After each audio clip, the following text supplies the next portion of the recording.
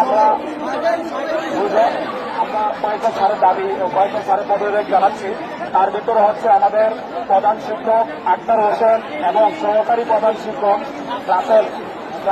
রাসেল উদ্দিন মজুমদার, ওনার পদত্যাগের দাবি চাচ্ছি আমরা। কেননা আমাদের স্কুলে অনেক রাজনৈতিক অরাজকতা চলছে, তার জন্য আমরা মূলত এই দাবি এবং আন্দোলন জানাচ্ছি।